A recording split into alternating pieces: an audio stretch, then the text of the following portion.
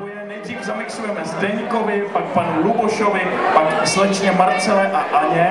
Mixujeme dohromady banány, pivo, Pepsi, Coca-Colu. Já chci jenom upozornit naše soutěžící, že kdyby náhodou se jim dělalo špatně, tak ať přeruší soutěžení dřív, než dojde k nějaké nepříjemnosti, jo? Paní Ano, nestojí to za to, no nestojí to za to. Ta 500, jo, ale ona to dá to, dobře.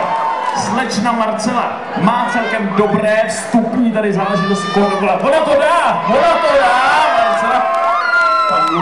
Pan Luboš je jedním z mých favoritů soutěže, protože zatím všechno přijímá s takovým stoickým klidem. To dá, Luboš, to je borec.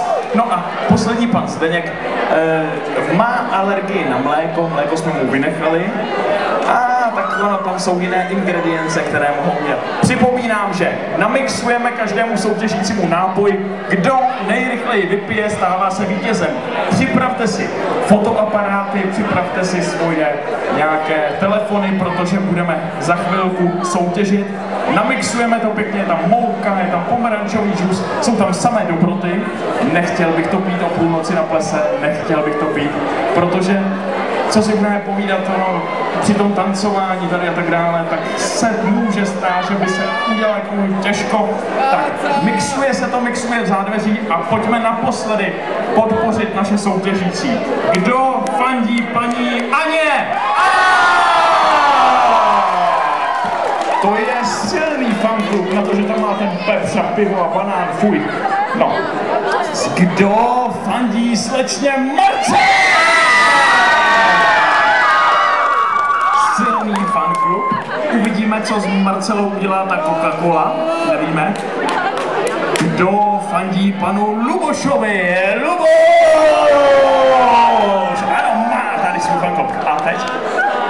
Vy jste nečetli ty přihlášky, ale Ondrákovi to jsou trošku takový hujerovi dnešního plesu, protože těch přihlášek tam bylo hodně. Pan Zdeněk se stal vítězem a pan Zdeněk, kdo fandí panu Zdeňkovi? Zdeněk! Tak. A je to. No, já se podívám, jak to tady dívkám jde v zákulisí.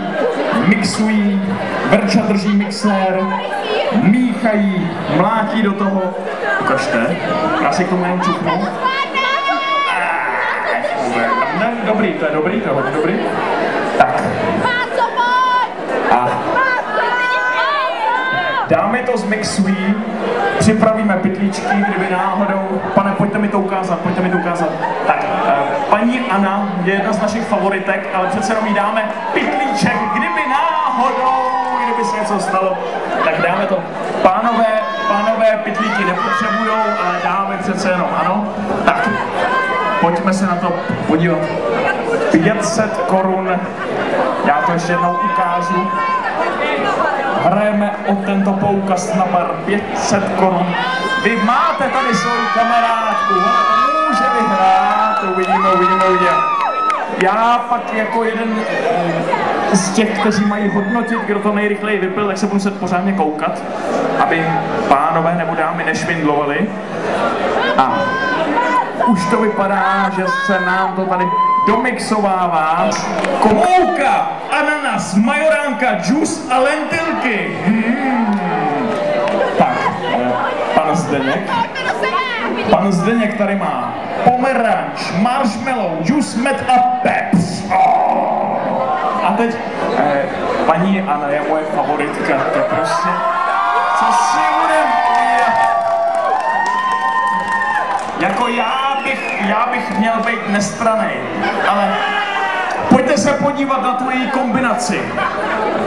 Gumoví medvíci, banán, pivo, sůl a hořčice, no to je dobrý. Tak, no, vypadá to, že dámy i pánové mají svůj nápoj před sebou. My to uděláme, je to někde na stadionu, to znamená, že jim to pěkně odstartujeme. Všichni jsme tady zároveň rozhodčí. To znamená, kdo to první vypije, vyhrává. A ještě v klidu. My vás trošku nažhavíme. Dámy a pánové, toto je půlnoční překvapení, je nám trošku líto těch dobrovolníků, ale oni to šli dobrovolně. Tak jim zatleskáme! Zatleskáme jim!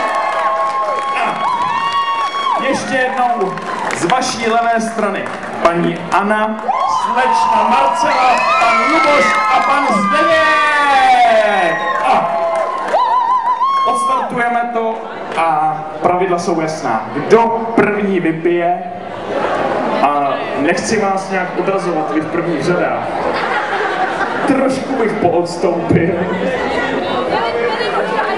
Odstartujeme to, kdo první vypije, má hlavní cenu.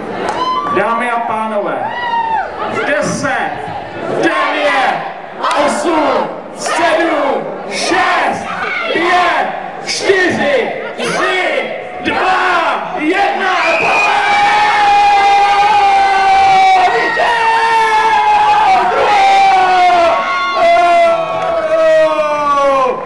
dovolte mi, já si myslím, že pan Luboš vyhrál, Luboš vítězí, ne, nebo ne?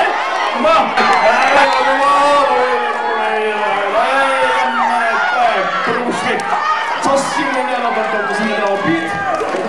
No to není tekutý, no to teda si blbě zvolil ty ingredience, o co mu dá, takže nejste první.